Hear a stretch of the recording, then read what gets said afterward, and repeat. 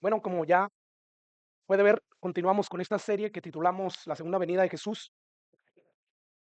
Y el día de hoy vamos a continuar contestando esa pregunta que levantamos y que empezamos a contestar la semana pasada. Y es que, dado a que tenemos total seguridad de que Cristo vuelve por segunda vez, la pregunta es, ¿cómo debemos de vivir mientras lo esperamos? Y bueno, la semana pasada vimos una manera, una actitud que debemos de tener a la hora de estar esperando en su inminente regreso. Y es que debemos de vivir velando diligentemente para recibirlo preparado.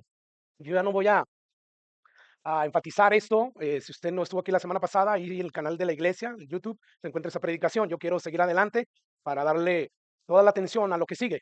Y bueno, el día de hoy vamos a ver una segunda manera en que debemos nosotros de vivir mientras estamos esperando a Cristo. Y es esa manera de ser procurando con diligencia, con esmero, ser hallados por nuestro Dios, por nuestro Salvador, sin mancha irreprensible, según lo que leímos en la carta de Pedro.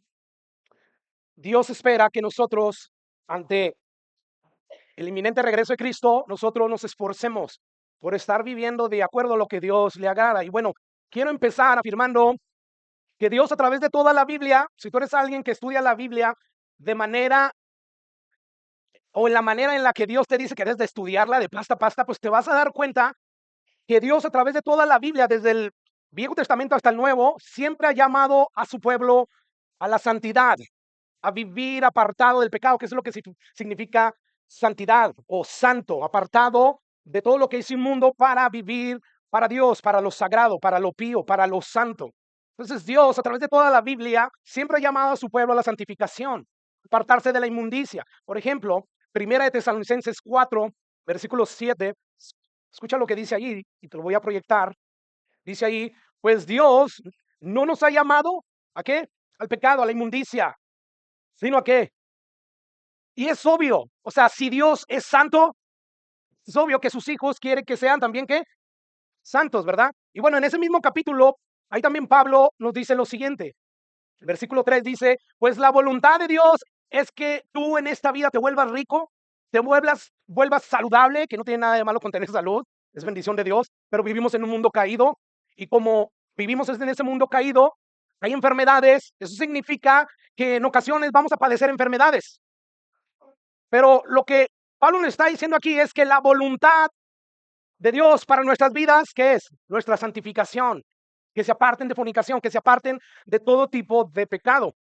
O sea, la voluntad de Dios para nuestras vidas es que seamos santos en cada aspecto de nuestro diario vivir, que nos alejamos del pecado.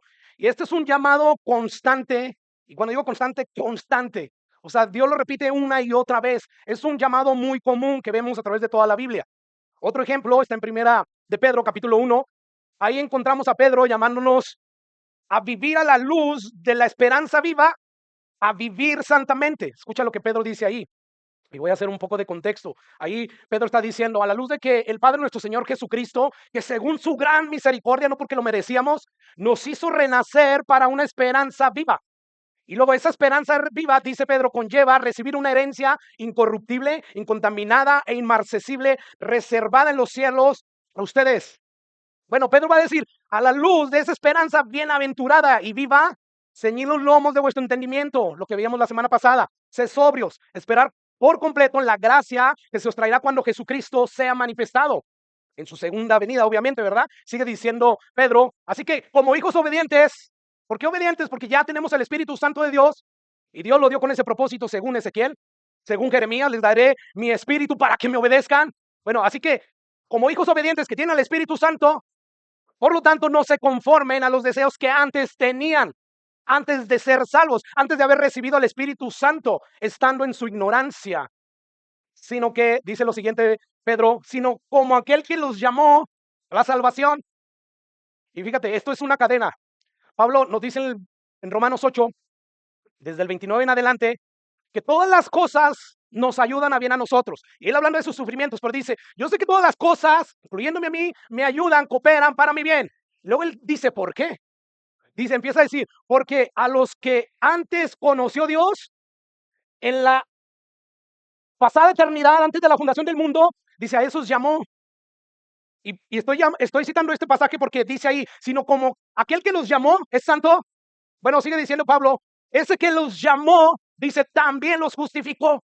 Y ese que los justificó también, de hecho, ya nos glorificó, aunque todavía no llegamos ahí, pero ya es una seguridad. Entonces, Pedro aquí está diciendo, como aquel que los llamó a través del mensaje del evangelio, y ustedes creyeron en él, como él es santo, de igual manera ustedes sean santos. Y dice ahí, en toda vuestra manera de vivir. Quiere decir que somos cristianos dentro y fuera de la iglesia, en nuestros hogares, en nuestros matrimonios, en nuestros trabajos. Dios desea que seamos santos. Espera Él eso de nosotros, porque tenemos su Espíritu. Y Él pone el querer como el hacer. Antes no teníamos al Espíritu Santo y por consiguiente éramos esclavos de nuestros deseos, esclavos del pecado, haciendo lo que nosotros queríamos de manera autónoma, no consultábamos a Dios. Pero ahora nuestra situación, nuestra condición es diferente, porque tenemos al Espíritu Santo de Dios obrando en nosotros. Y por ello se sobreentiende que Pedro está diciendo, ustedes fueron llamados por ese santo y les dio su Espíritu Santo, así como los justificó, los salvó, y un día van a recibir cuerpos glorificados y serán glorificados. Bueno, como Él es santo, ustedes también sean santos. Y llama ahí o cita la Escritura, porque Cristo está. Sean santos, porque yo soy santo. Versículo 17 sigue diciendo, y se invocan por Padre aquel que sin acepción de personas juzga la obra. O sea, Dios no hace excepción de personas, a todos nos va a juzgar. A todos, a David, sí. Inclusive a Cristo lo tuvo que juzgar, no hizo excepción de personas. Pero como Cristo nunca pecó, pues lógicamente la muerte no lo pudo retener, ¿verdad? Le dio vida, resucitó. Bueno, Dios no hace excepción de personas. Dice, si tú invocas, si tú le oras a ese Dios que es santo y que juzga según la obra de cada uno, por esa razón condúzcanse, vivan en temor. Sí, oíste bien, en temor. En temor, como vamos a ver. Muchos conocen a Dios como el Dios de amor, el Dios bondadoso y misericordioso. Y sí, Dios es todo eso. Pero no es lo único que es Dios eso. No, Dios también es fuego consumidor.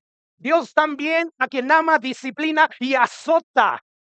Pero siempre con el fin de hacer a sus hijos que participen en su santidad. Entonces, como vamos a ver ahorita, ese Dios que se revela aquí no solamente está compuesto por esos atributos que hablan del amor, de la bondad de Dios. No, nuestro Dios también es justo. Nuestro Dios también retribuye justicia. Así que Pedro nos está diciendo que debemos de conducirnos en temor todo el tiempo de nuestra peregrinación. Todo el tiempo que estemos viviendo aquí como peregrinos, como personas que vamos de paso, debemos de conducirnos en temor. Y dice ahí, sabiendo que fueron rescatados de su vana manera de vivir. O sea, Dios los rescató, los justificó, los salvó, pero los rescató dándoles un nuevo corazón, dándoles el Espíritu Santo, la cual recibieron de sus padres, porque todos son descendientes de Adán. Y por cuanto por un hombre entró el pecado, así pasó por toda la humanidad, ¿verdad? Y dice ahí, no con cosas corruptibles. Ustedes no fueron rescatados con cosas corruptibles, sino fueron rescatados ¿con qué? Con la preciosa sangre de Cristo, sigue diciendo el 19, como de un cordero sin mancha y sin contaminación. Así que claramente lo que Pedro está diciendo aquí, en otras palabras, es, dado que Dios los hizo renacer cuando estaban muertos en sus delitos y pecados, a una esperanza viva, la cual van a heredar cosas increíbles, dado a que fueron también redimidos por la sangre de Jesús, dado a que Jesús pagó un gran precio por ustedes, y dado que fueron llamados por ese santo, compórtense santamente en toda su manera de vivir, porque escrito está, sed santos porque yo soy santo. ¿Por qué debemos de procurar la santidad? Porque nuestro Dios, su carácter es santo, y nosotros somos sus hijos y queremos imitarlo, ¿verdad? Eso suena como que se quiere ganar la salvación. No, suena a que como somos hijos de Dios, por consiguiente, nuestro fruto debe de ser frutos que nos lleven a ser santos y a ser justos. Por esa razón. Eso es a lo que suena, ¿no? No vayas a malinterpretar el mensaje. Por eso estoy empezando hablándote o recordándote acerca de la naturaleza que tiene el creyente. El creyente está compuesto por dos naturalezas: la caída, el pecado que damos de Adán, y la nueva vida en Cristo Jesús, el Espíritu Santo. Y por lo tanto, nosotros tenemos que pelear, o en nosotros existe una batalla por ser santos, pero la carne que habita en este cuerpo de muerte, dice Pablo, yo sé que en mí no mora el bien, yo sé que en mí está el mal, refiriéndose a este cuerpo de muerte, porque él termina concluyendo, ¿quién me librará de este cuerpo de muerte que se inclina, que me arrastra a hacer lo malo delante de Dios? Dice, más gracias sean dadas a Dios por Jesucristo, ¿verdad? Porque gracias a lo que él hizo en la cruz del Calvario, nosotros fuimos justificados, fuimos salvos, y un día vamos a ser glorificados. Se nos va a dar un nuevo cuerpo donde ya no vamos a tener que batallar con el pecado. Pero mientras tanto tenemos que pelear, y tú y yo tenemos que recordar eso. ¿Por qué el énfasis, pastor, de que hay que procurar con diligencia, ser hallados por Dios sin mancha irreprensible? Suena que me quiero ganar la salvación. No te vayas por ese lado. Eso suena a lo que Pedro y Pablo están hablando, de que como tú y yo somos hijos de Dios, tenemos el Espíritu Santo, tenemos que vivir como Él, para agradarle. Porque cuando tú y yo no vivimos en el Espíritu y andamos en la carne, escucha, no solamente quebramos nuestra relación con Dios a la hora de intimar con Él, a la hora de tener comunión con Él, porque Dios no habita con los pecadores, lo puede hacer a través de Jesús, pero la relación se corta, hermanos. Y además, nuestro testimonio, la credibilidad se rompe, nadie va a creer. Y entonces no somos efectivos en la viña del Señor, que nos ha llamado a ir y a ser discípulos. Es por estas razones por las que Dios quiere que nos encuentre procurando la santidad, viviendo para Él. Esa es la razón, pero lo que yo quiero que tú entiendas es que nosotros tenemos una lucha contra el pecado. Y Pedro aquí nos está diciendo, compórtense santamente, luchen contra esa guerra que hay entre ustedes, entre la carne y el espíritu, sean santos. Y ahí Pedro menciona, o sea, es como si dijera, recuerden que el Padre a quien ustedes oran, Él es santo y no tiene favorito, no hace excepción de personas. Lo que tú siembras vas a cosechar tarde o temprano. Tú siembras para la carne, fue lo que vimos en Gálatas. Si tú siembras para la carne, es cuestión de tiempo para que tú coseches obras de la carne que traen aflicción a tu alma y traen castigo. Pero si tú siembras para el espíritu, lógicamente vas a cosechar cosas agradables, ¿verdad? Así que Pedro aquí está diciendo, ustedes tienen un Padre Santo, ustedes lo invocan, ¿verdad?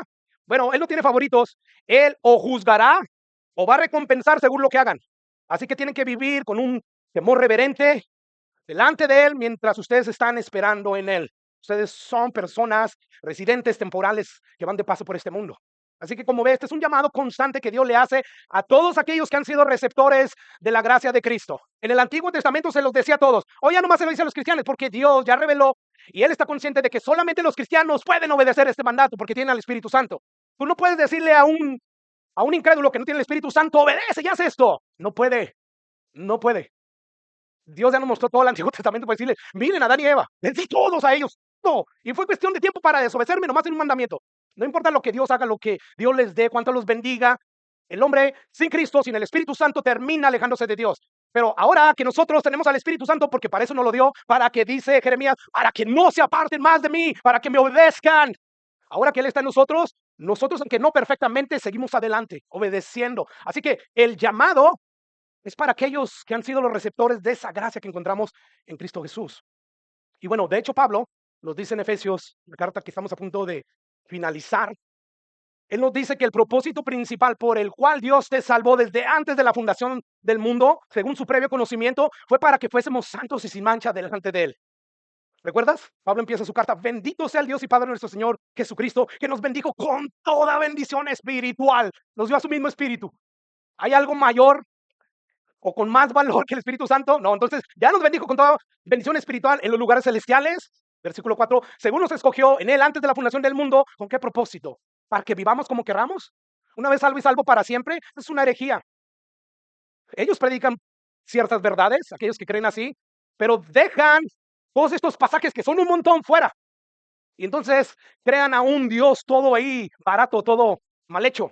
No, el Dios de la Biblia se revela de una manera clara a través de toda la Biblia. Y ese Dios que salva, ese Dios que justifica, que perdona pecados, también exige y pide a aquellos que ya reciben el Espíritu Santo que sean santos, que se esfuercen a combatir el pecado en ellos. Así que el propósito por el cual, o uno de los propósitos principales por el cual Dios nos salvó, fue para que fuésemos como Él, como Jesucristo, santo y sin mancha. Romanos capítulo 8 dice, porque a los que antes conoció también los predestinó. ¿Para qué? Para que siguieran siendo pecadores, perdón. No, para que fuesen hechos conforme a la imagen de su Hijo Jesús. ¿Cómo es la imagen de Jesús? Santa, sin mancha. Él no peca, en Él no hay tinieblas. Y sigue diciendo para que Él sea el primogénito de entre muchos. Así que vemos claramente que Dios a través de la Biblia llama a su pueblo a vivir día a día su vida cristiana de manera santa.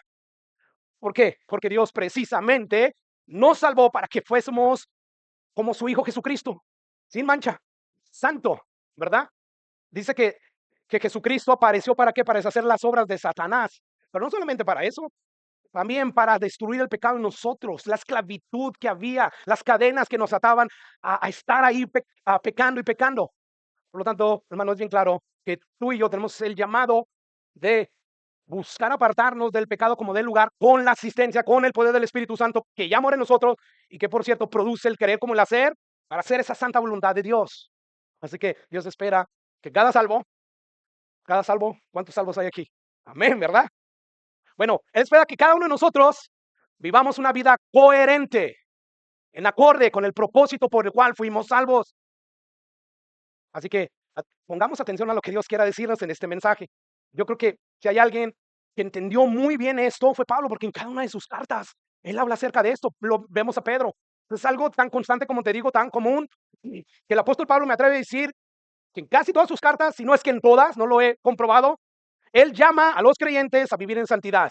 Una vez más, no para ganarse el favor de Dios. Tú no te puedes ganar el favor de Dios.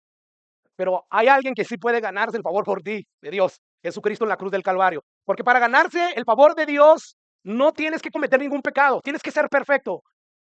Y, y eso es imposible para el hombre. El único que pudo cumplir con esa expectativa, con ese estándar perfecto de Dios, fue nuestro Señor Jesucristo.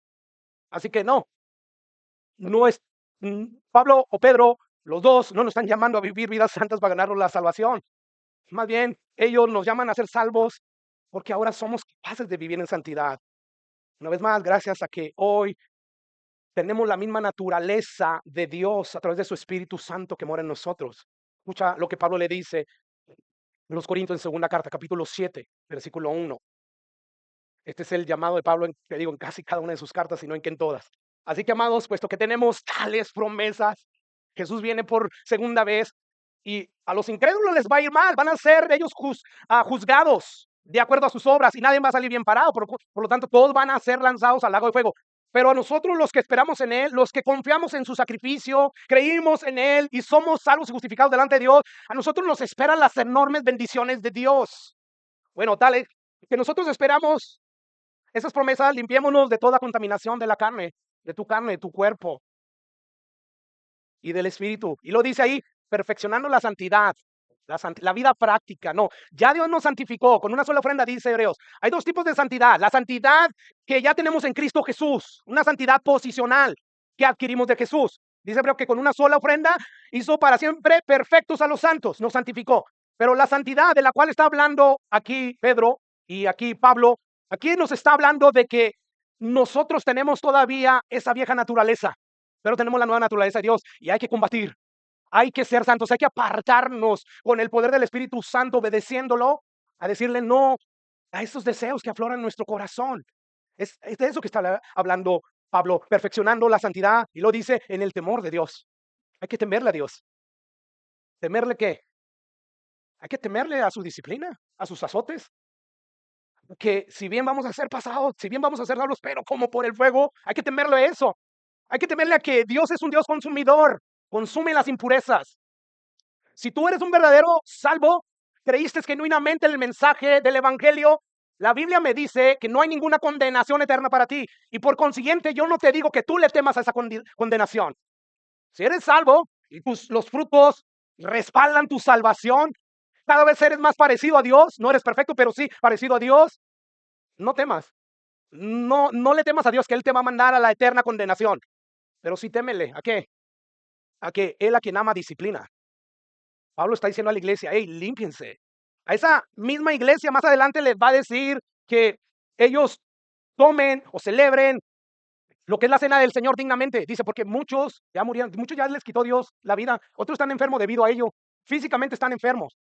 Entonces, le está hablando a los que Él da por sentado que verdaderamente son salvos. Lógicamente, dentro de una iglesia hay gente que actúa, que hace cosas que el verdadero cristiano hace y que no es salva. Es un religioso, hace muchas cosas que el cristiano hace. Canta, lee la Biblia, pero nunca ha nacido nuevo. Es como Nicodemo. Y no puede decir como Nicodemo en cierto grado, porque Nicodemo se sabía el derecho y al revés, el Antiguo Testamento. Este tipo de personas, la mayoría, no les interesa conocer a Dios a través del Antiguo Testamento. Así que dentro de la iglesia siempre va a haber falsos y genuinos convertidos. Bueno, a nosotros los genuinos convertidos, Dios nos dice, hey, teman cuando ustedes estén viviendo a la ligera, porque están contristando a mi Espíritu Santo. Ese Espíritu Santo que yo les puse ahí, que Él es santo, lo apagan. Además, afectan mi obra, no son eficaces. Están viviendo en la carne, no son eficaces, no son luz allá afuera. Lo único que están haciendo es servir como piedra de tropiezo, que dice, voy a ser cristiano para ser como ese, que den respondón a mi patrón. ¿Para qué? Entonces, es a eso que se está refiriendo la Biblia a Dios a través de Pablo, de Pedro, hacia nosotros. Hey, procuren buscar con diligencia todos los días, apartarse del pecado, ser santos. Ahora, a la luz de lo que Pablo dice aquí en Romanos 8, que ya estuve citando y que cité ahorita, podemos concluir que como la elección, sea como Dios haya elegido, de salvación ya fue hecha en la eternidad pasada y como nuestra justificación ya fue realizada en la cruz del Calvario por completo, por lo tanto queda la glorificación de nuestros cuerpos que está a punto de suceder cuando Él regrese. Bueno, como esto es así, entonces nuestro deber es atender a ese llamado que Dios nos hace de vivir, de procurar diligentemente vivir en cada aspecto de nuestras vidas de manera santa. Sin embargo, a pesar de que está ese llamado bien claro, el cristianismo moderno, si es que se le puede llamar cristianismo, yo creo que sí, porque dicen que creer en Cristo, ¿verdad? Bueno, ese cristianismo moderno no abraza el llamado que Dios está haciéndole a su iglesia, que Dios le hace a través de todas las cartas del apóstol Pablo, si es así, no lo está abrazando. Mire, al cristianismo moderno le encanta la idea de que ya son salvos porque creyeron en Jesús y lo confiesan y lo cantan, pero es de labios hacia afuera nada más. A ellos les archifascina la idea de que ya fueron justificados por pura gracia. Por lo tanto, no hay que temer.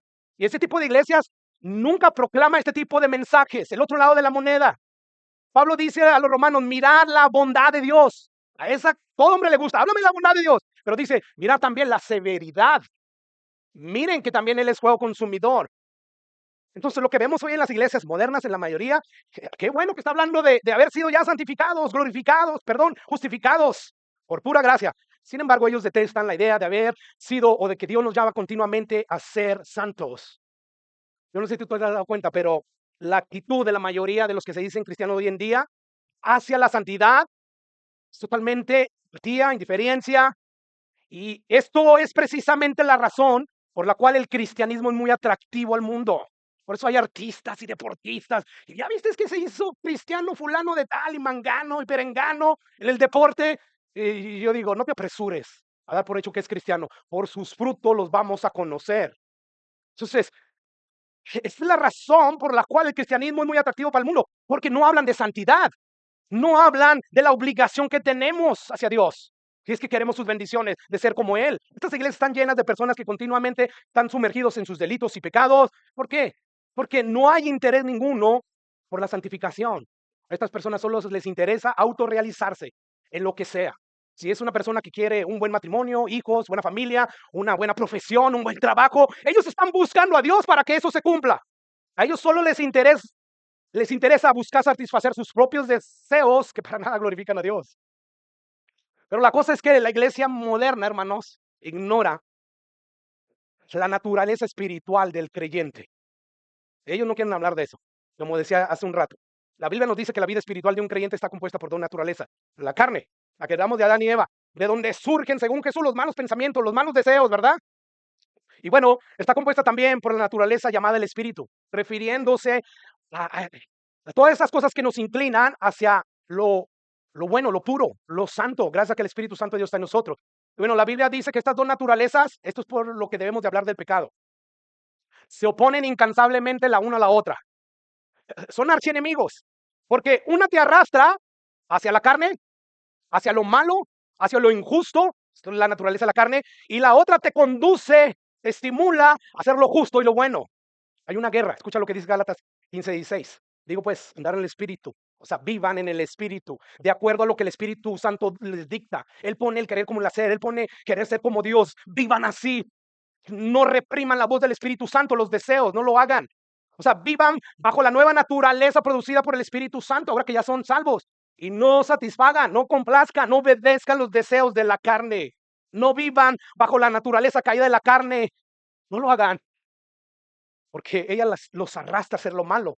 Versículo 17, porque el deseo de la carne, esa naturaleza, si eres cristiano, y aunque no lo eres, tú la tienes, dice, es contra el espíritu, se oponen. ¿Por qué se oponen? Porque ya dije, la carne te arrastra a hacer lo malo, te quiere estar arrastrando, mientras que la naturaleza del espíritu te arrastra hacia lo bueno, hacia lo justo, por eso se oponen. Hay una tensión ahí, cada una jala hacia una dirección opuesta. Por eso Pablo dice ahí, porque el deseo de la carne es contra el espíritu y el espíritu es contra la carne, y estos se oponen entre sí. Y lo dice para que no hagas lo que quieres, para que no hagas lo que quiere tu corazón caído, el que no ha sido ese hombre viejo, ese hombre donde dice Pablo que es cuerpo de muerte, ese te quiere arrastrar a hacer lo que él quiere que tú hagas, que siempre es malo delante de Dios. Así que en otras palabras, lo que Pablo está diciendo aquí es vivan en el espíritu, porque ahora tienen la capacidad de vivir en el espíritu, tienen el mismo Espíritu Santo de Dios obrando en ustedes. Así que esta es la batalla de toda la vida del creyente. Desde el día que nacimos, que voy a la iglesia, que leo la Biblia, que obedezco en esto, que violo esto o no, ¿qué hago? Esta es la batalla de toda la vida del creyente por la santidad, por ser como Dios. Mientras tú y yo estemos aquí en la tierra y no recibamos ese cuerpo glorificado donde la naturaleza caída que veamos de Adán va a ser totalmente erradicada. Bueno, tú y yo tenemos que luchar todos los días. Y de allí todas las exhortaciones que vemos en las cartas de Pablo, del apóstol Pedro, hacer morir la naturaleza de la carne, andar bajo la naturaleza del Espíritu Santo.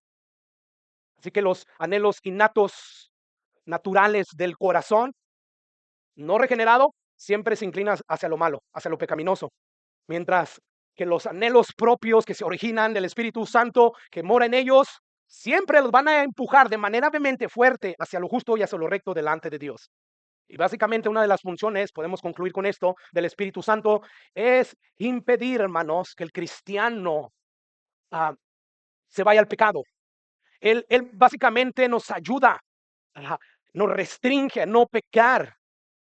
Y bueno, el cristianismo de antes de ser, o el cristiano de antes de ser creyente, pues él vivía, según Efesios, satisfaciendo la voluntad de una manera deleitosa y voluntaria, los deseos de la carne.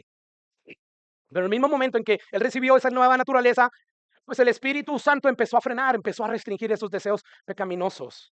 Yo no sé si usted recuerda, pero yo cuando me convertí, no recuerdo el día, pero sí me acuerdo cómo fue.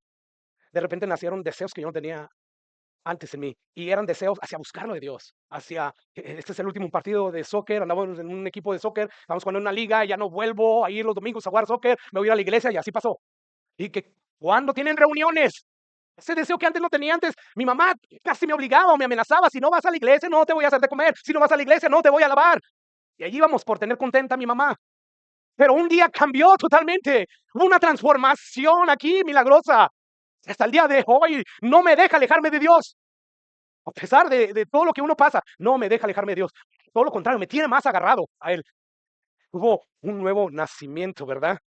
Bueno, ¿por qué de repente ya no empecé a hacer cosas que desagradan a Dios? Porque el Espíritu Santo empezó a pagar esos deseos, a restringir mi maldad en mí. Y lo mismo lo ha hecho con cada uno de los nuevos creyentes. Así que, hermanos, esto nos habla de que hay una guerra entre nosotros, entre la naturaleza caída y pecadora que quiere hacer lo malo y entre el poder restrictivo del Espíritu Santo que te impide ir en esa dirección del pecado. Y bueno, pastor, ahora sí, ¿por qué está hablando de esto? Estamos hablando de la segunda venida de Cristo. ¿Qué tiene que ver todo esto con la venida de Cristo? Déjame decirte, tiene que ver mucho. Porque yo no quiero que tú salgas de aquí pensando, ya me confundió, pastor, por fin, ¿se pierde o no se pierde la salvación? No, no, no, yo quiero que te vayas aquí pensando como este mensaje quiere que pienses, como Dios quiere a través de este mensaje que tú pienses. Y es que Dios nos está llamando a que mientras estamos esperando a Cristo, porque tenemos total seguridad de que Él regresa, nosotros debemos estar procurando con diligencia vivir en santidad. Y no para ganarnos la salvación, no, no, no, porque estamos guerreando con esta batalla que hay en nosotros. Y Dios espera que nos halle vencedores, que nos halle fuertes, firmes, trabajando en su grey, trabajando en su viña, porque eso trae gloria a Dios. Es por eso que yo estoy hablando de esto. Así que tiene que ver mucho. Porque si hay algo, hermanos, también que anima al cristiano contra la naturaleza caída existente en nosotros, precisamente según Dios, según el método de Dios, la eminencia o el regreso seguro de Jesucristo a la tierra. Y bueno, la pregunta que empezamos a contestar la semana pasada, como decía al inicio, que dado que tenemos la certeza total de que Jesús viene por segunda vez, la pregunta es, ¿cómo debemos de vivir mientras estamos esperando a Jesús? Y la respuesta ya la dijimos, ¿verdad? Procurando con diligencia ser hallados por Él sin mancha e irreprensibles. Es decir, procurando con diligencia ser hallados por Él, esforzándonos a apartarnos del pecado. Ahora, cuando nosotros no nos esforzamos para hacer morir la carne, pues entonces no hay santidad, ¿verdad? Es obvio. Y por consiguiente no estamos cumpliendo el propósito por el cual Dios nos salvó. Y además, hermanos, estamos perjudicando, un sinfín de cosas dentro de la viña de Dios. Por ejemplo, nuestra comunión con Dios. ¿Por qué? Porque Dios es completamente santo, apartado de todo mal, incapaz de habitar con lo impuro. Además, también estamos afectando nuestro servicio a Dios. Escucha lo que dice Pablo, y ahorita entro ahora sí en el pasaje, se me pasaba a decir esto, que vamos a estar estudiando. Pero dice Pablo en su segunda carta a Timoteo, capítulo 2, versículo 19, dice ahí Pablo, pero el fundamento de Dios está firme, teniendo este sello, conoce el Señor a los que son suyos, y por lo tanto, porque son suyos, ¿qué dice? Pártese de iniquidad todo aquel que invoca el nombre de Cristo. Pero en una casa grande, sigue diciendo Pablo, no solamente hay utensilios de oro y de plata, sino también de madera y de barro. Unos son para usos honrosos y otros para qué? Usos viles. Versículo 21, donde quiero llegar. Así que, si alguno se limpia de estas cosas, ¿de qué cosas? De la iniquidad, ¿verdad? Del pecado. Será instrumento para honra, y lo dice, santificado, útil al Señor, dispuesto para toda buena obra. ¿Por qué debemos de procurar la santidad? ¿Para ganar la salvación? No. Número uno, porque no queremos que nuestra comunión íntima con Dios se rompa, pero además también porque no queremos que la eficacia de nuestro servicio sea afectada. ¿Tú no eres útil en las manos del Señor cuando te la pasas viviendo la carne? Claro que no eres útil, ni estás dispuesto para toda buena obra. Así que, como vemos, esto de procurar con diligencia el ser hallados por Dios sin mancha irreprensible no tiene nada que ver con ganarnos la salvación, pero sí tiene todo que ver con ser congruentes con lo que ya somos en Cristo, con nuestra identidad, con que el Espíritu Santo vive en nosotros, y además tiene que ver todo con perjudiciar o con no perjudiciar, mejor dicho, el avance del reino de Dios, porque somos nosotros obreros. Dios nos ha llamado que nosotros atendamos la gran comisión, hacer discípulos, predicar el evangelio, ¿verdad? Bueno, somos más eficaces cuando nosotros vivimos en santidad. Ahora, habiendo dicho eso, ahora sí, pasemos a contestar esa pregunta. Debido a que tenemos la certeza total de que Jesús viene por segunda vez, ¿cómo debemos de vivir mientras esperamos? Bueno, la respuesta, ya la dije, es debido a que debemos de vivir procurando, con diligencia ser hallados por Él sin mancha. Debemos de vivir peleando contra el pecado. Y bueno, quiero empezar este punto diciendo que desafortunadamente la iglesia de hoy en día, hermano, no piensa acerca de la venida de Cristo con ese sentido de urgencia que vemos en la palabra de Dios, con esa intensidad con que la Biblia lo presenta. Yo me atrevo a decir que la iglesia, me cuento yo, dentro de esa iglesia de la cual estoy hablando, nos hemos acostumbrado a afirmar, inclusive a cantar que Jesús vuelve por segunda vez. Sin embargo, y ahí está el sin embargo, ¿verdad? El pero. La realidad es que tenemos una iglesia que dice que Cristo va a volver, sin embargo, vive como si Cristo no fuera a volver. No hay coherencia entre lo que proclamamos y cantamos y lo que vivimos. Y no hay duda, hermanos, que yo me atrevo a decir que a Dios le duele que esa iglesia que proclama, que canta, que Cristo regresa pronto, no vive, no vive de acuerdo, en coherencia a lo que proclama. A Dios debe dolerle eso, claro que sí. Eso de que mientras estamos cantando que Cristo regrese y salimos de aquí, vivimos igual como aquel que no espera a Cristo, como el mundano. Inclusive empezamos a creer lo que el mundo dice. Pues, ¿dónde está la promesa del advenimiento, de la segunda venida de Jesús?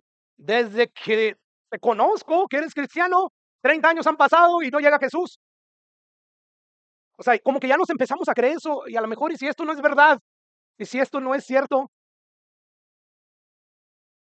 y a Dios le duele eso. Sin fe es imposible agradar a Dios, ¿verdad? El que se acerque a Dios, acérquese creyendo que Él es real, que Él es verdadero.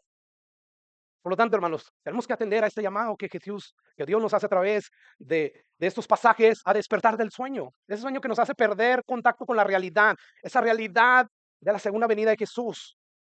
Escucha lo que dice el Salmo 90:12. Dice ahí que es Moisés quien escribió esto y lo pusieron en el Salmo 90. Dice Moisés, enséñanos de tal modo a contar nuestros días, de tal modo que traigamos al corazón sabiduría. ¿Qué es lo que está diciendo aquí Moisés?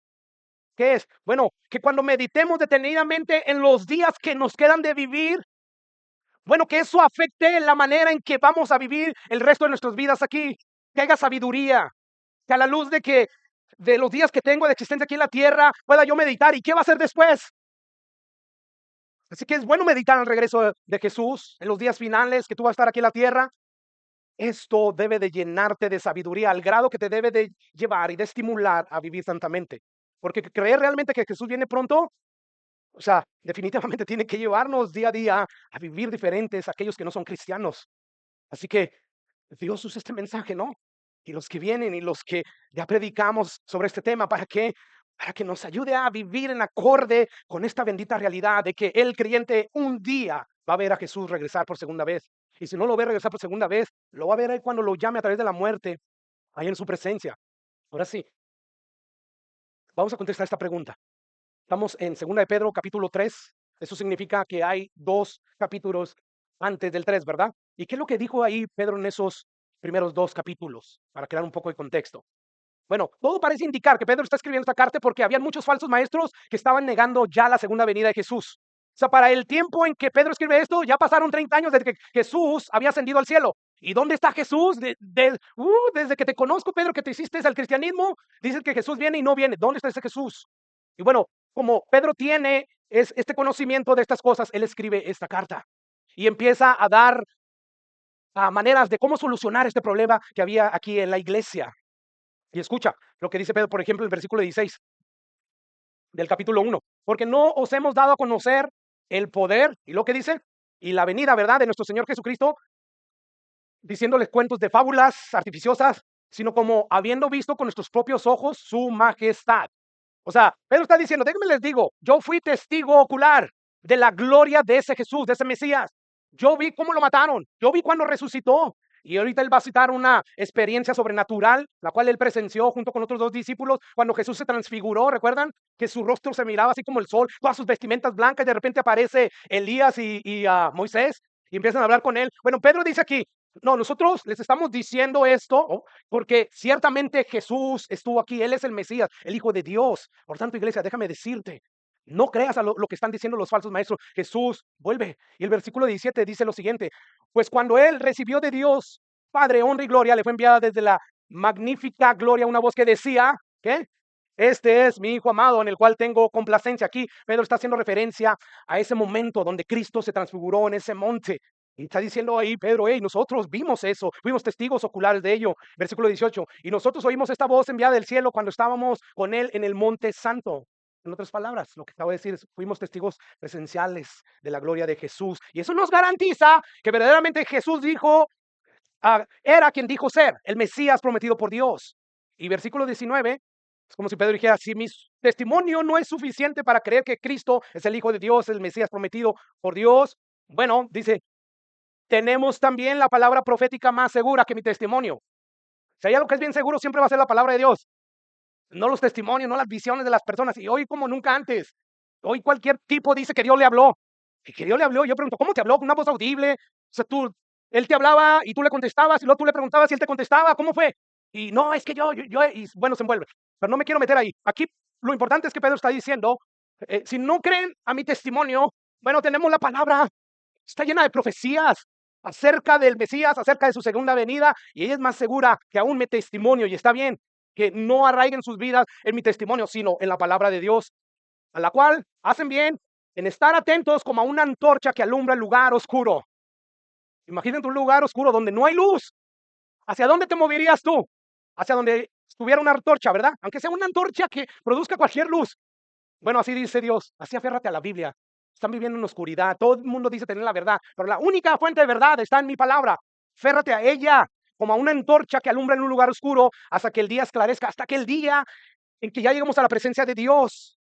Y sigue diciendo, entendiendo esto primero, que ninguna profecía de la Escritura es interpretación privada, porque nunca la profecía fue traída por voluntad humana.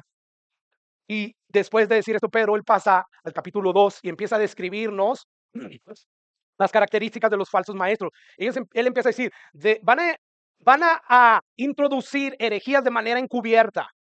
Y, o sea, no van a llegar, yo soy un falso profeta. No, ellos van a tener apariencia de Dios, como hay muchos que dicen ser siervos de Dios. Y yo vengo de Dios y hacen hasta milagros. Bueno, dice Pedro ahí, no se sorprendan.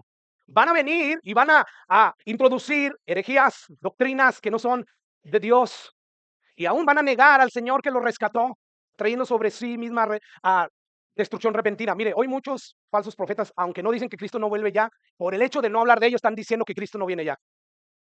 Cuando tú callas lo que la Biblia calla, que bueno, la Biblia te va a aplaudir, pero cuando tú no hablas lo que la Biblia habla, es como estarle quitando a la Biblia. Y por lo tanto, aunque ellos no aseguren, que algunos sí, que ciertamente Cristo no viene, pero mientras no estén predicando esto, es como si lo estuvieran haciendo. Y Pedro ahí está diciendo, Dice, muchos van a seguir sus disoluciones, sus engaños, sus mentiras. Van a ser, por su avaricia, van a hacer mercadería con palabras fingidas, porque tienen ojos llenos de adulterio, que no se sacian de pecar, seducen a las almas, inconstantes en la palabra de Dios. Tienen el corazón habituado a la codicia, y el versículo 18 añade, ellos hablan palabras infladas, vanas, seducen con concupiscencias de la carne y disoluciones a los que verdaderamente habían huido del error, o sea, aún a los cristianos. Y al final dice Pedro que a ellos Dios les ha reservado la más densa oscuridad como castigo. Y bueno, llegamos al capítulo 3. Y Pedro aquí empieza este capítulo diciendo, amados, esta es la segunda carta que les escribo y en ambas despierto con exhortación vuestro limpio entendimiento, para que tengan memoria, escucha, de las palabras que antes han sido dichas por los santos profetas y del mandamiento del Señor y Salvador dado por vuestros apóstoles, sabiendo primero esto, que los postreros días vendrán burladores, andando según sus propias concupiscencias, diciendo, ¿dónde está la promesa de su advenimiento? Porque desde que el día que murieron los padres, o durmieron, todas las cosas permanecen así como desde el principio. ¿Qué está diciendo Pedro aquí en estos pasajes? Pocas palabras. Bueno, es como si le dijera a esa iglesia que le escribió, iglesia, recuerden lo que los santos profetas dijeron, recuerden lo que los apóstoles de Jesús anunciaron, se van a levantar falsos profetas y van a negar al Señor, van a burlarse de su segunda venida, diciendo cosas como, ¿dónde está Jesús? Ahora nosotros nos dicen, ya pasaron más de 2000 años. Sin embargo, dice Pedro, no se dejen engañar. Jesús vuelve por segunda vez porque Él lo dice. Y Él empieza a dar razones por qué es que Dios está tardando su regreso. Número uno, dice Él, porque para Dios un día es como si fueran 1000 años y 1000 años como si fuera un día. Esa es una razón. Y la otra razón, porque Dios no quiere que ninguno de nosotros, a los cuales nos ha llamado, se pierdan, sino que todos procedan al arrepentimiento. Por eso Dios tarda. Porque Él quiere alargar la gracia. Por lo tanto, no es que Dios no vaya a cumplir con esta promesa. Jesús viene por segunda vez. No le hagas caso a los falsos maestros. Y bueno, llegamos ahora hacia el versículo 9 y 10, el texto de nuestro estudio. Escucha lo que dice ahí. El Señor no retarda su promesa, según algunos la tienen por tardanza, sino que es paciente para con nosotros, la iglesia, no queriendo que ninguno perezca, sino que todos procedan al arrepentimiento. Versículo 10. Pero el día del Señor vendrá como ladrón en la noche, el cual los cielos pasarán con grandes estruendos, las estrellas, los astros pasarán, dejarán de existir con gran estruendo, y los elementos ardientes o ardiendo serán deshechos, y la tierra y las obras que en ellas hay serán quemadas. Aquí es como si Pedro estuviera diciendo, Dios va a cumplir su promesa. Jesús viene por segunda vez. Eso de que está tardando, no, tiene sus razones válidas. Él viene porque viene. Así que tengan por seguro que Cristo viene por segunda vez. Espérenlo, porque Él viene como ladrón en la noche. Los ladrones en la noche no avisan, llegan de repente. Así va a llegar Jesús, por lo tanto, espérenlo velando. Y déjenme decirle que cuando eso suceda, el universo, la tierra misma y todo lo que se hace en la tierra va a ser totalmente destruido, porque los elementos de la tierra van a ser quemados, o sea, se van a desintegrar básicamente. Los cielos y la tierra pasarán. ¿De qué nos habla esto, hermano? De que la destrucción total es de alcance universal. ¿Sí? Básicamente los cielos, lo que hay ahí en ellos, va a ser todo destruido.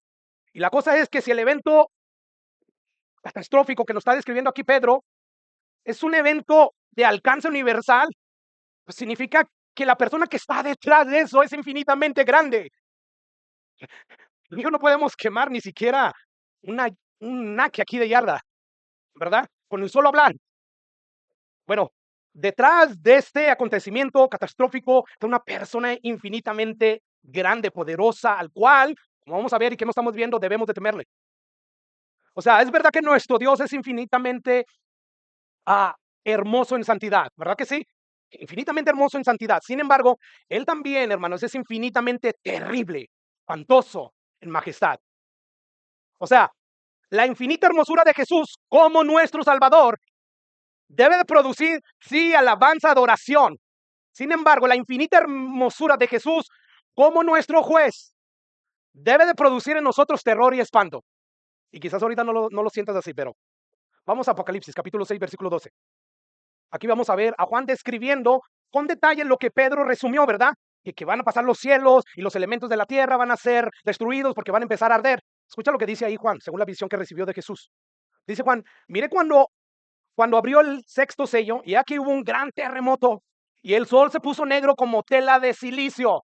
La última vez que tuvimos aquí un eclipse total, la oscuridad, o sea, fue algo increíble, fascinante. De repente, al mediodía, a la 1 de la tarde creo era, se volvió oscuro como si fuera la noche. Fue increíble. Este era mi segundo eclipse total que miraba, uno lo vi en Torreón, pero este fue como con más total. Y eso o sea, me fascinó y todo eso, pero yo pensaba, algo así va a aparecer. Van a haber fenómenos naturales que no hemos visto. Y bueno, aquí Juan dice que el sol se va a poner negro como tela de silicio y la luna se va a volver toda como sangre. Y las estrellas del cielo cayeron sobre la tierra, como la higuera deja caer sus higos cuando la sacuden y salen. Dice ahí, y el cielo se desvaneció como un pergamino que se enrollaba, y todo monte y toda isla se removió de su lugar. Completa destrucción. Necesitas aquí imaginación y fe o para emocionarte si eres cristiano, pero para aterrorizarte si no lo eres. ¿Y qué sucedió después, pastor? ¿Qué sucedió después, Juan? ¿Cómo reaccionaron los habitantes de la tierra? Pues que venga ese Dios y me diga que le voy a decir que él es injusto por esto y por aquello. No, no, no.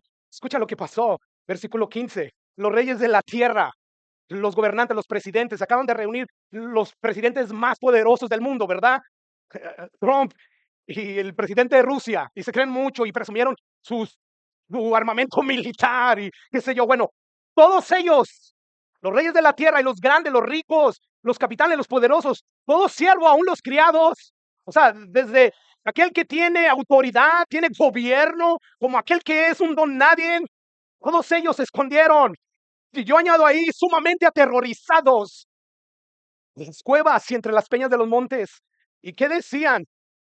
Decían a los montes y las peñas, caer sobre nosotros. O sea, creo que es mejor que ustedes nos aplasten a que nosotros seamos destruidos por ese Dios que está ardiendo en furia. Caigan sobre nosotros las piedras y las peñas. Escóndanos del rostro de aquel que está sentado sobre el trono y de la ira del Cordero. Esto es cristianismo 101, cristianismo básico que no se predica en la mayoría de las iglesias. Y no es un tema ahí aislado, recurrente, constante. El problema es que no leemos la Biblia de pasta a pasta. Por eso no hablamos de estos temas y por eso se nos olvida y por eso empezamos a dormir, empezamos a perder contacto con esta realidad de que esto vuelve por segunda vez. Y hay un llamado de parte de Dios a despertar, a despertar. El único que nos puede despertar es Dios. Yo con más que me prepare, con más que use mi capacidad para convencerlos, si Dios no los convence, nadie más los va a convencer. La cosa es esta, hermano. La reacción de los habitantes fue una reacción aterradora. Y dice el versículo 17, porque el gran día de su ira, viene la ira de Dios. Ujú. Ha llegado. ¿Y quién va a poder estar ante la ira del Cordero de Dios? ¿Quién? Nadie.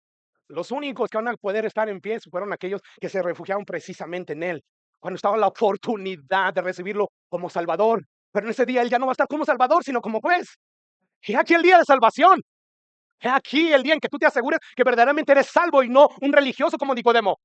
Porque en aquel día dijo Jesús, en aquel día muchos cristianos me van a decir, Señor, Señor, en tu nombre yo hice milagros, en tu nombre yo profeticé, en tu nombre hice muchas cosas. ¿Y qué le voy a decir? Apartados de mí, hacedores de maldad. Tú no quieres estar entre todos esos muchos. Por tanto, asegúrate que verdaderamente eres cristiano, que estás dando frutos. Y si no es así, la puerta de salvación está abierta.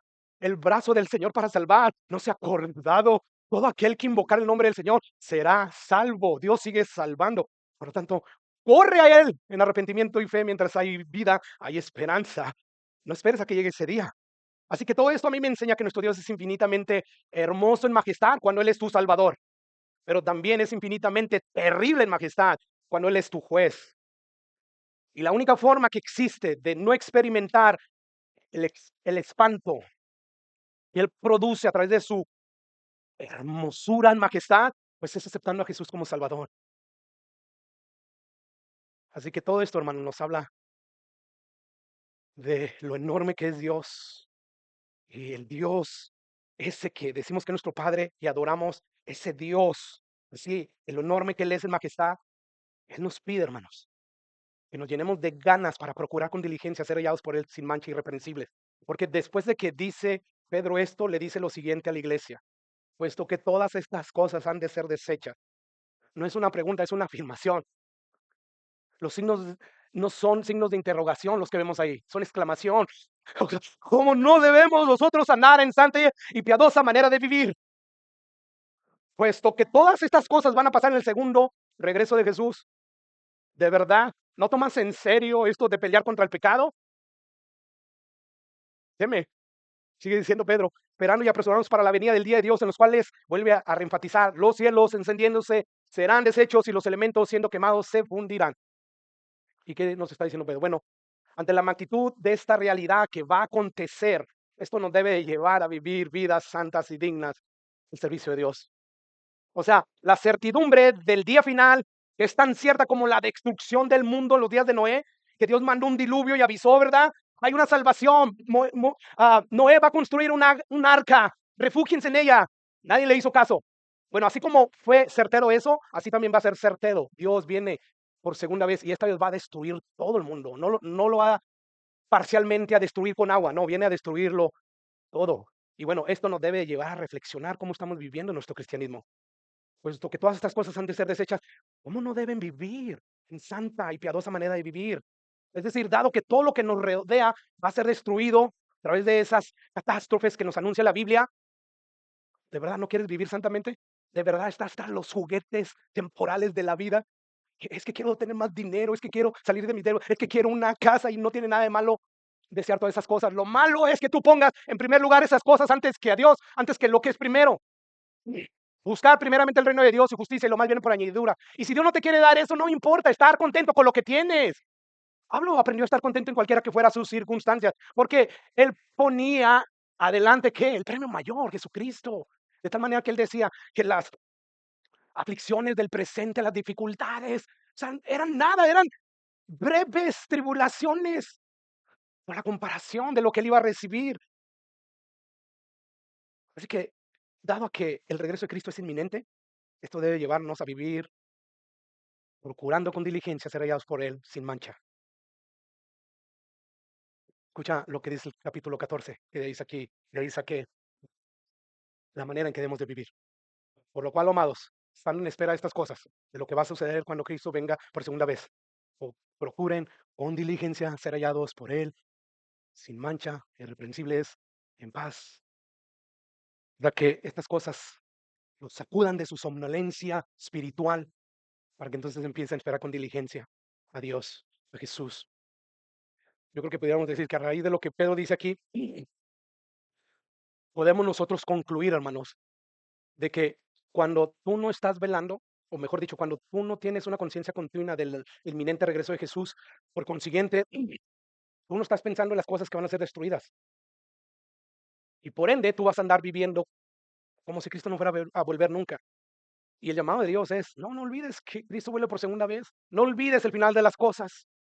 Así que yo veo advertencias, yo veo recordatorios para los cristianos, sobre todo aquí en Apocalipsis, que nos revela con mucha anticipación las cosas finales que han de suceder, con el propósito de infundir Dios temor en nosotros, hermanos. Escucha lo que citamos en Corintios, capítulo 2, capítulo 7, versículo 1, segunda de Corintios, lo vuelvo a citar. Así que, amados, puesto que tenemos tales promesas, limpiarnos de toda contaminación de carne y de espíritu, perfeccionando la santidad, ¿en qué? Amén. La Biblia nos dice que el motor principal que nos debe de llevar a buscar a Dios, de obedecer a Dios, debe de ser, sí, el amor y la gratitud por lo que Jesús hizo en la cruz del Calvario por nosotros, ¿verdad? Debe de ser también el Espíritu Santo que pone el querer y el hacer. Eso debe de ser. Pero cuando eso ya no está en tu vida, porque has vivido una vida carnal, apática a las cosas de Dios y el Espíritu Santo se ha apagado, ahí entra este segundo motor, el temor de Dios. Teme. Es aquí donde es válido temer a Dios. O sea, no es lo ideal, pero sí es crucial cuando no hay deseo de vivir en ti santamente, como Dios pide que vivas. Así que la obediencia a Dios, sí es verdad, debe de fluir como resultado del amor que tenemos por Dios, por todo lo que Él hizo por nosotros y como resultado de tener a su Espíritu Santo obrando en nosotros. Sin embargo, cuando esto no está en nosotros, la obediencia a Dios debe de fluir como resultado del temor reverente que debemos de tener hacia Dios.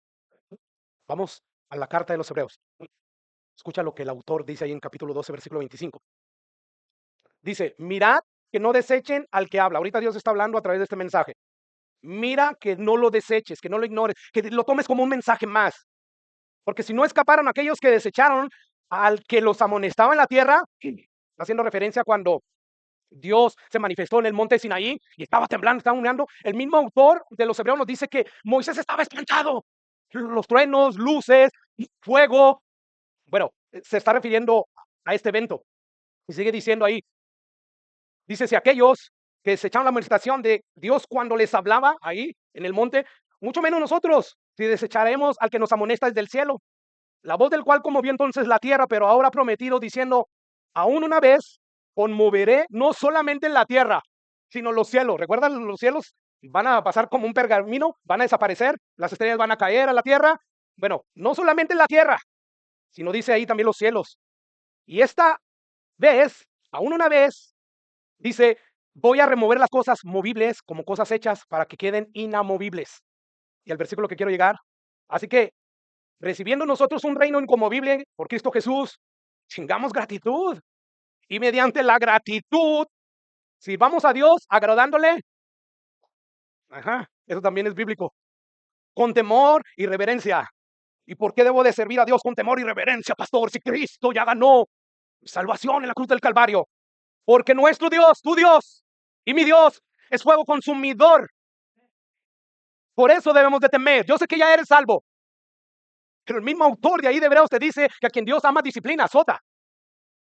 O sea, vemos aquí al autor de Hebreos que nos está recordando si merecemos acercarnos a Dios con confianza, por lo que dice ahí en el Hebreos 4:14, dice, por lo tanto, teniendo un gran sumo sacerdote que traspasó los cielos, Jesús, el Hijo de Dios, retengamos nuestra profesión, porque no tenemos un sumo sacerdote que no pueda compadecerse de nuestras debilidades, sino a uno que fue tentado en todo según nuestra semejanza, pero sin pecado. Y ahí va el pasaje que predican muchos los falsos maestros. Acerquémonos pues confiadamente al trono de la gracia para alcanzar misericordia y hallar gracia para el oportuno socorro. Bueno, ese mismo autor que escribió eso, inspirado por el Espíritu Santo, es el mismo que te dice que vivas con temor reverente. ¿Por qué? Porque Dios es fuego consumidor.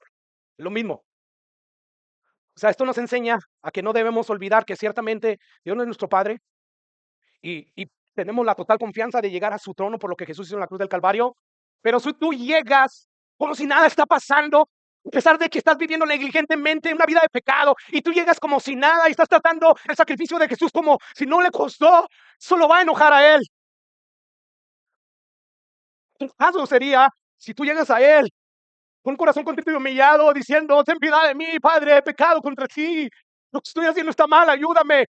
Entonces Dios te recibe con misericordia. Un corazón contrito y humillado, Dios no lo desprecia. Pero te das cuenta, hermano, ese Dios que es nuestro Padre, también recuerda que es perfectamente santo. Y Juan nos dice, su primer carta, que Dios es luz y no hay ninguna tiniebla en él. Así que cuando el cristiano negligente que anda en la carne y que se acerca a Dios como si nada, como si Dios no va a hacer nada al respecto, porque está tratando su salvación como si no le hubiera costado a Jesús. Bueno, el mismo autor de la carta de los Hebreos nos dice en el capítulo 12, porque el Señor al quien ama disciplina y azota a todo aquel que recibe por hijo. Y escucha, ¿cuál es el propósito de hacer eso Dios en la vida de nosotros? Versículo 10. Y aquellos ciertamente por pocos días nos disciplinaba, refiriéndose a nuestros padres terrenales, como a ellos les parecía. Pero este Padre que nos disciplina, este Padre divino, para lo que nos es provechoso, para que participemos de qué.